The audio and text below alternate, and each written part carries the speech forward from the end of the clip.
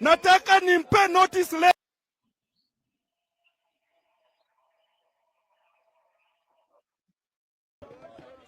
Mnajua Salasia kila siku akiamka ni kutusi Raila.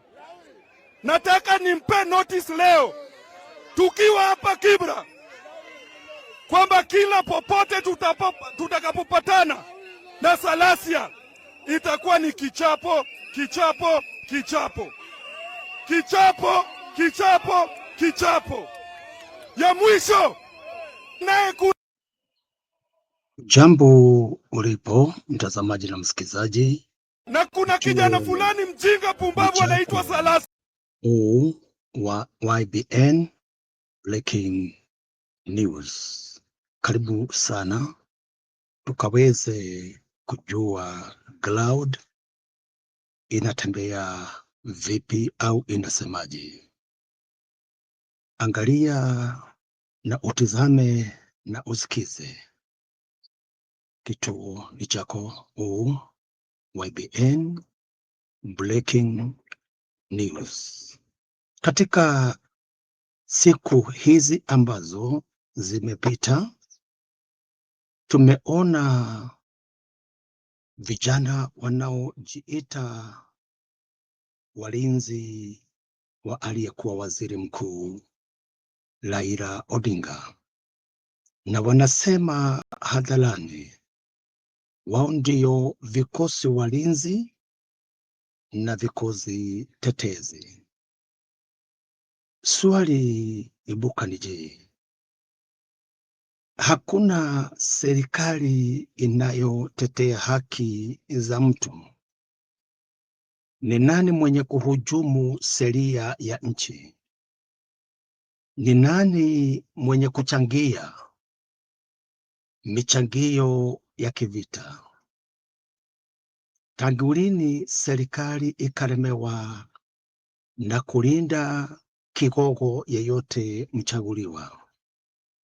Lakini kwa sababu ya kutokuwa na uwajibikia wa kisheria, wanaofaa kudumisha heshima juu ya sheria ndio watangulizi wa kuhujumu sheria. Vijana hawa wanasema kwa hadhara watamfanyia mheshimiwa PK Salasia shambulizi la kichapo kizito. Walifanya hawakufanya. Kenya inaelekea wapi ikiwa walinzi waliofunzwa kuweza kulinda kila raia, awe tajiri na awe maskini, apewe ulinzi? Kwa sababu ulinzi wote wanaochukua doria wanalipwa na mfuko wa Mkenya. Awe tajiri awe maskini, ana haki ya kupewa ulinzi wake. Swali ibuka tunapoingia kwa video. Hakuna sheria ndani ya Kenya, hakuna mahakama ndani ya Kenya. Ikiwa kuna mtu ametusiwa, kuna sheria na kuna mahakama. Michangio hii inaachiria nini? Mwenye macho haambiwi atazame. Tulikuwa na 2007, tulikuwa na 92, tulikuwa na 92, tulikuwa na 2017. Mkenya ni yeye yule wa kujisahau ya kwamba katika mambo haya ya matusi, vijana wakielekea kwa kigogo wanaomsifu, wanakubaliwa wanene na waongee watakavyo. Kuna walinzi hapa nchini Kenya, kuna polisi, kuna vitengo au vikosi tofauti vya kuweza kuinua haki za kila moja ikiwa amedhulumika kwa njia moja hadi nyingine. Najiomba ninapokupatia video hii a like, a share, a comment, naomba usubscribe. Tuingie kwa video tuone Kenya tunaielekeza wapi. Mnajua Salasia kila siku akiamka ni kutusi Raila. Nataka nimpe notice leo tukiwa hapa Kibra kwamba kila popote tutakapopatana na Salasia itakuwa ni kichapo, kichapo, kichapo, kichapo, kichapo, kichapo ya mwisho. Naye kweli kabisa waliweza kutekeleza. Nataka kusema ya kwamba hii message iende Peter Salasia ya kwamba Peter Salasia, wacha kuharibu jina ya Wajaluo, ya kwamba hao ndio wamekupiga kwa mpira. Na unajua vizuri ulikuja ukivuta bangi na pale ilikuwa na watoto, ulikuwa unakula cocaine na pale ilikuwa na watoto. To make it worse, ulikuja kwa mpira bila kulipa ticket, na hii ticket inalipwa, watu wanalipa mpira ili isupport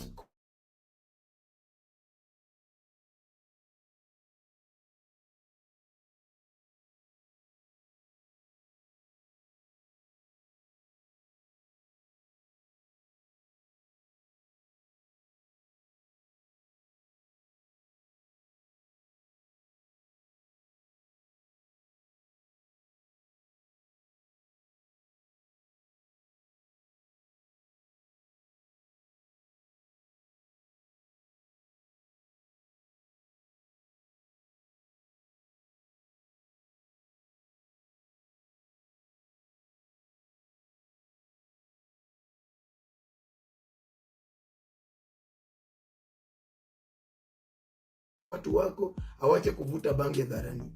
Akienda mali watu wako asiende bila kufuata zile sheria ambayo inatakikana kwa hiyo area. Unaona? Ya pili, mimi nataka kuambia Peter Salasia. Peter Salasia, kama party leader wako atusingi Raila, Eugene Wamalwa, sasa wewe na Natembea mutatoboa kutusi kuweza na Raila Odinga. Enda usome historia ya Wamalwa, kijana baba ya Wamalwa huyu mdogo. Kama yeye ndiye alilemewa na Raila Odinga, wewe utatoboa kutusi Raila? Raila ni Cypriot.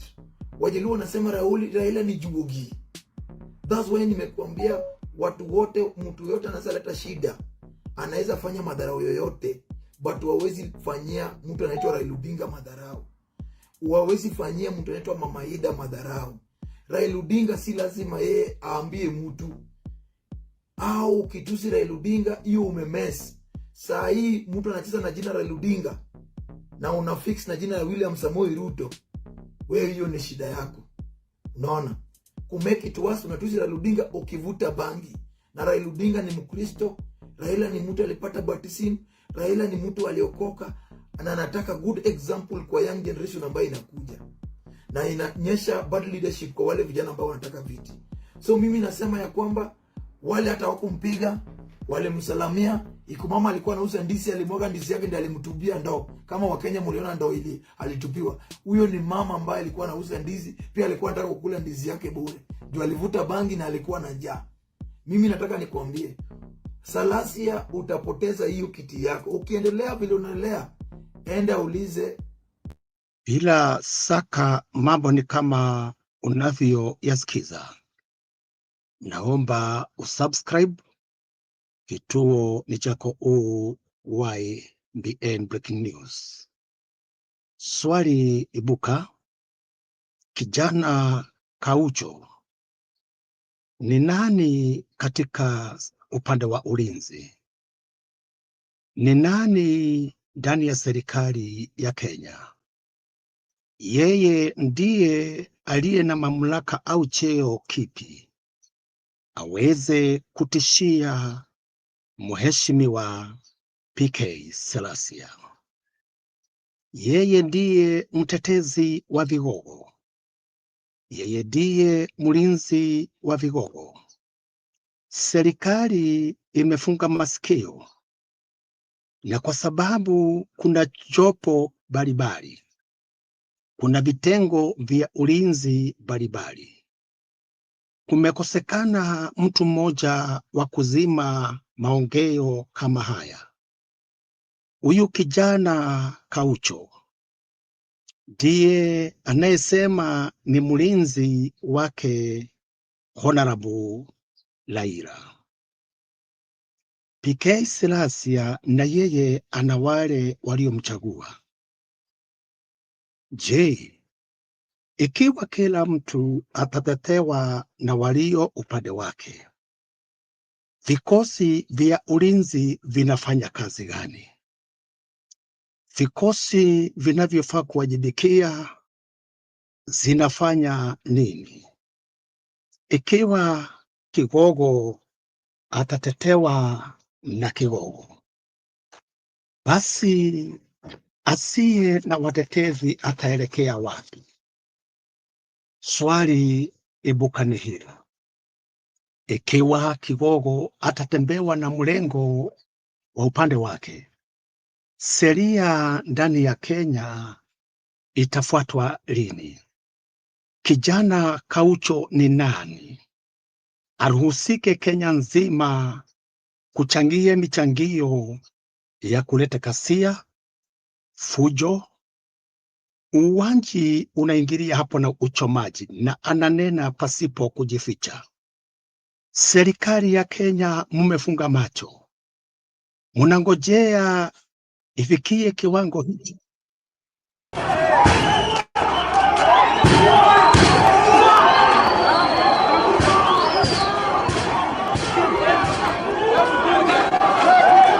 What followed the announcements of the presidential results were screams, gunshots and flames, people running helter-skelter.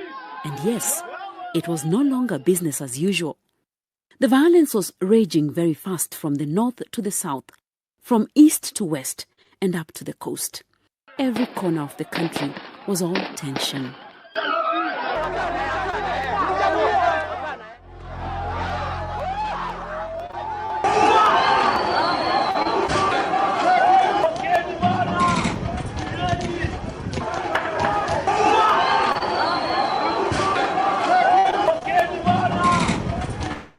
Maongeo ya bwana kijana Kaucho, tunangojea walinzi itulete mpaka kiwango hiki cha kuweka Kenya chini, kubomoa biashara za watu, kuchoma manyumba ya watu, kuua watu wasio na hatia. Moto si huzimwa kabla haujazidi. Wakati Kenya itaanza kuteketea kiwango kile, ndivyo mtakavyojitokeza mkaanze kuzima, mkiua watu kiholera. Munangojea nchi ifikie kiwango kile? Hamuna habari ya kwamba moto kiasi inatamba na kuchoma saba nzima au nchi nzima? Maneno ya kuharibu Kenya yanaanzia na mtu mmoja, lakini kwa sababu ni kigogo anayejulikana kama Raila nitasema sio Mungu, na Raila sio mkubwa kuliko Kenya. Kila mtu ikiwa anajiwekea vijana walinzi na tunanyamaza, serikali inanyamaza, wanaofaa kuchukua hatua wameinama, hawaogei, kwa sababu ni kigogo.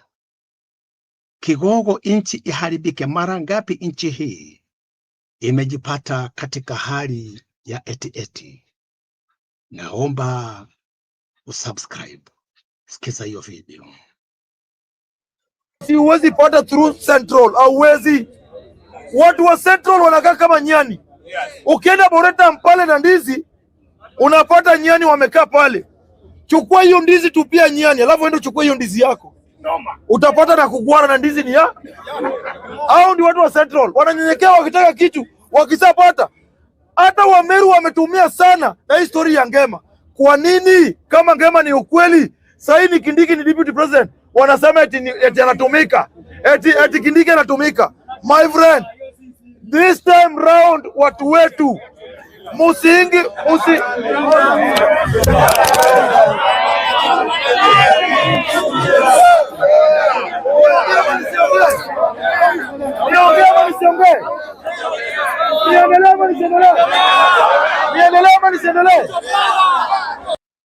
Tunapoendelea na kutizama video hii, kijana Kaucho anasema watu wa Mlima, ukipenda Central, ni kama nyani. Hii ni uchochezi wa kiwango cha kiajabu.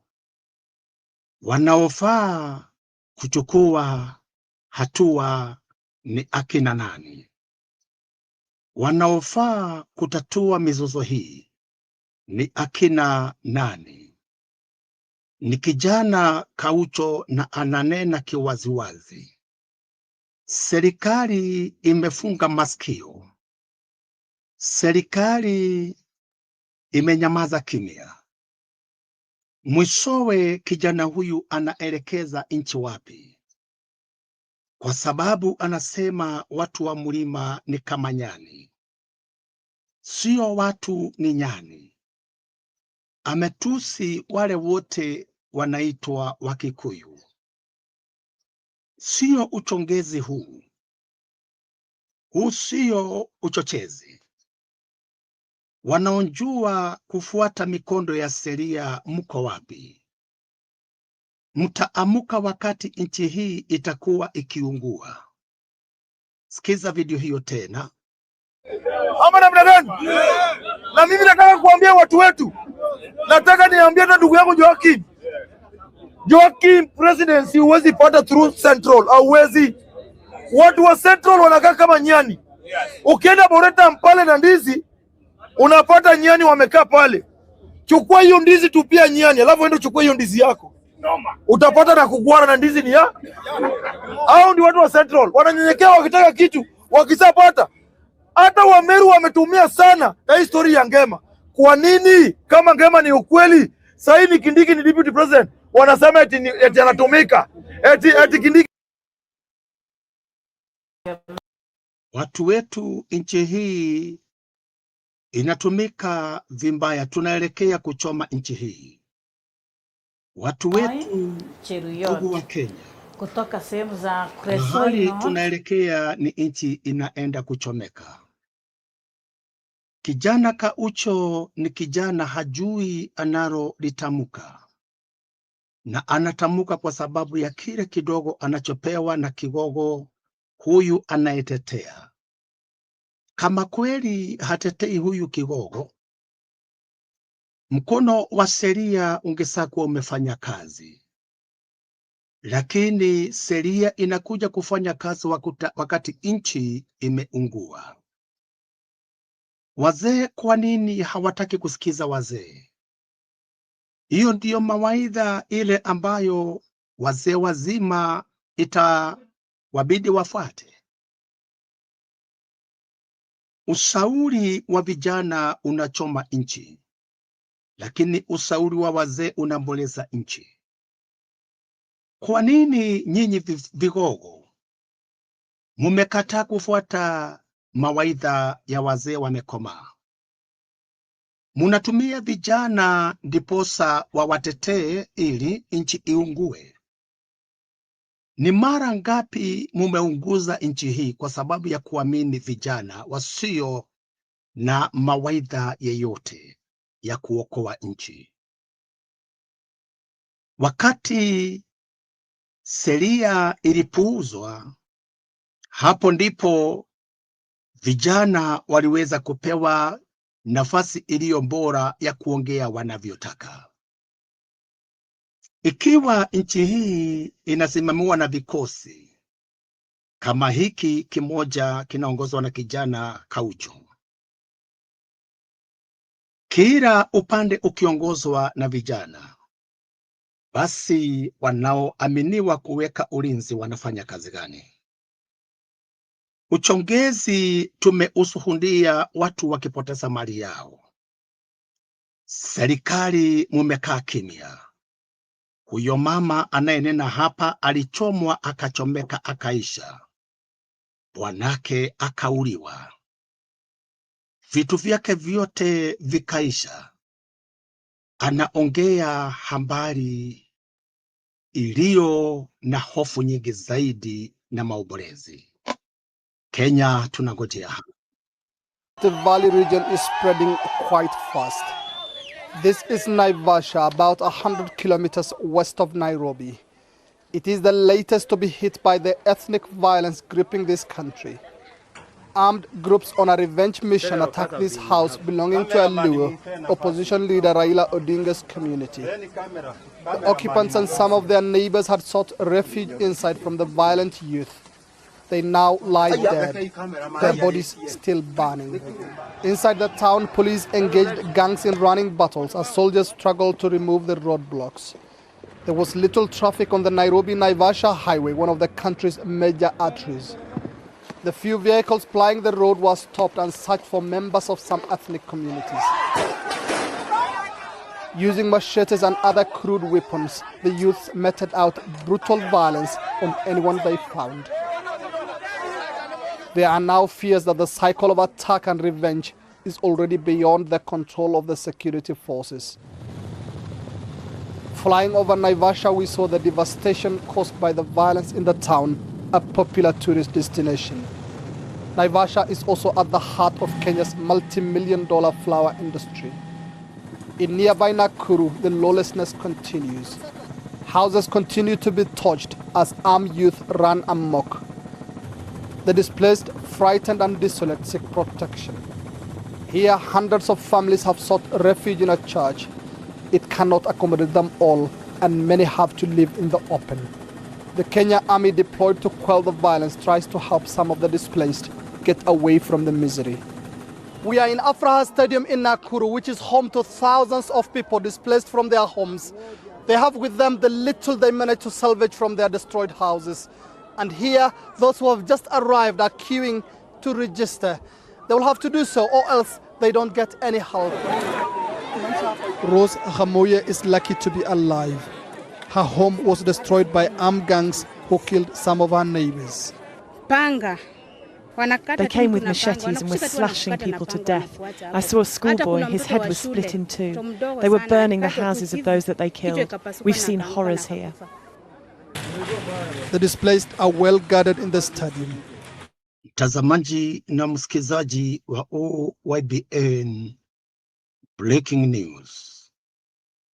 Wakati sheria imekosa kufuatwa, hapo ndipo kila mtu anajinyanyua na kuyafanya malengo yake mwenyewe. Nchi hii ikiwa ni vijana wataweka ulinzi kwa vigogo wa wapendao. Tunaangalia nchi kama Haiti, Somalia, Kongo.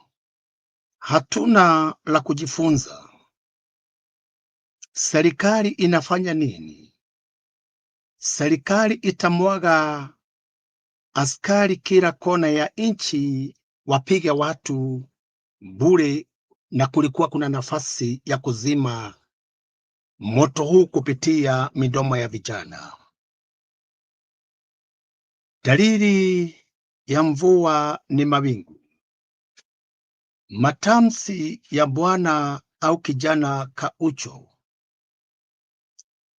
ni tayari ni msara wa kiberiti unaotoka ndani ya kinywa chake kwa sababu ya kigogo mmoja. Na kwa hivyo ikiwa mambo yatazidi hapo, ni nani atakayekuja kulaumiwa? Kaucho sio yeye anayejitetea, anayemtetea anasikiza kile huyu kijana anaachilia. Kaucho ni nani katika ndani ya Kenya? Anayetetewa anasikiza ama ni kufurahi tu anafurahi? Wakati damu itamwagika ndivyo atakuwa na raha anayetetewa. Kenya imekuwa kuu kuliko mtu mmoja. Watu watauana, watu watapigana, mtu mmoja akiwa amenyamaza. Ni wakati wa kufunguka macho, maana mwenye kutetewa amekaa kimya. Angalia video hii, watetewa wakitetewa tu.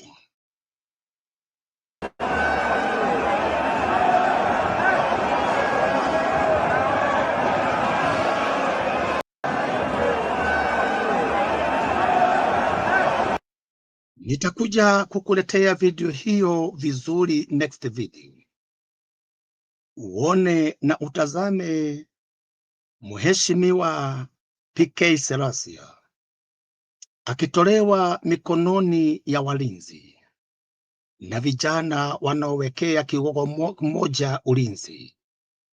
Hapa ni katika stadium, mahali PK aliweza kujeruhiwa vibaya sana bila hatua yeyote kuchukuliwa.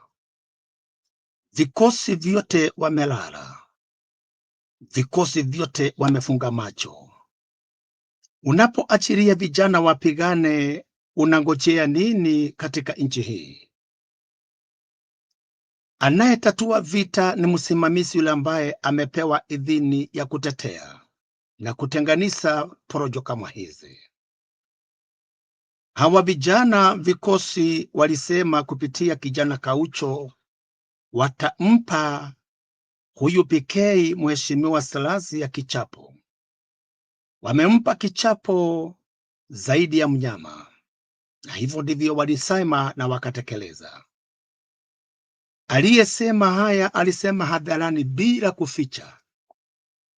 Ameweka serikali kwa mfuko, na sioni kana kwamba ni huyu kijana ameweka serikali kwa mfuko, lakini mtetewa ndiye wa kulaumiwa.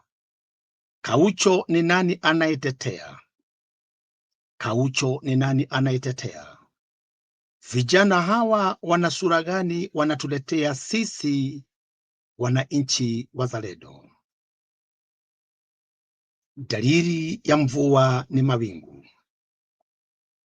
Angalia PK akiwa ameandikwa, uniambie kama hiyo ni sura ya mheshimiwa.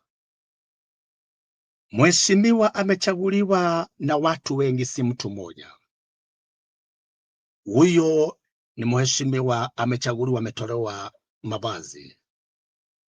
Baada ya kichapo mwili wake wote ulifurika majeraha, na mwenye kusababisha haya hata pole hana.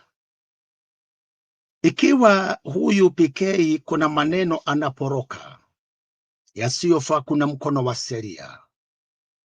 Mkono wa sheria uliendaje kwa vijana? Vijana wasio na maadili, vijana wasio na nidhamu. Ni nani asiyejua kijana ni kijana tu? Wazee walienda wapi mkakosa kuwaomba mawaidha? Kijana Kaucho kazi yake ni kutetea kigogo mmoja, na vigogo wengine wakichukua hatua kama hii, nchi hii inaelekea wapi? Tunajifunza nini kuhusu matamshi yanayotamkwa tukisikiza tuna kunyamaza? Muna nini na nchi ya Kenya, maana tumenyamaza sana? Dalili ya mvua ni mawingu, na hii ni dalili isiyofaa nchi hii. Na kuacha na maneno haya ya Bwana Kaucho, mtetezi mkuu wa kigogo Raila Odinga. Raila Odinga, mheshimiwa, ni wakati wako wa kuongea. Nchi hii ina rais, sijui anasikiza, anaona ama hana habari. Nchi hii ina viongozi. Mpaka Kenya mambo mazito ya maafa yafanyike ndiposa kuwe na tetezi. Wakati wa kufungua macho. Kenya imezoea mtu anaongea anavyotaka. Naacha video hii mikononi mwa walio wasimamizi katika ulinzi. Naomba usubscribe na kuacha nayo video. time round watu wetu musingi president mtatoa nyinyi hapa Kenya ama namna gani? Na mimi nataka kuambia watu wetu, nataka niambie hata ndugu yangu Joaquim presidency huwezi pata through central, hauwezi. Watu wa central wanakaa kama nyani. Ukienda Boreta Mpale na Ndizi unapata nyani wamekaa pale. Chukua hiyo ndizi tupia nyani, alafu ende chukua hiyo ndizi yako. Utapata na kugwara na ndizi ni ya. Hao ndio watu wa central. Wananyenyekea wakitaka kitu, wakisapata. Hata Wameru wametumia sana na historia ya Ngema. Kwa nini? Kama Ngema ni ukweli, sasa ni Kindiki ni deputy president, wanasema eti anatumika. Eti Kindiki anatumika. My friend, this time round watu wetu musingi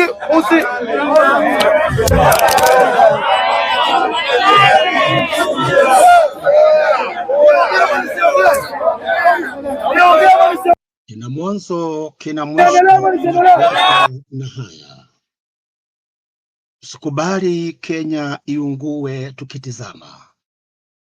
Wajibu ni kwa wale ambao wameaminiwa kuweka na kunyosa nchi hii bila kujali umaarufu wa mtu au mamlaka ya mtu. Ngojea video itakayofuata tuone Kaucho kana kwamba ni serikali itamjibu au ni vijana wa mirengo mingine. Ikiwa vijana ndio watakuwa wanajibu vijana, Kaucho tunangojea ujibiwe.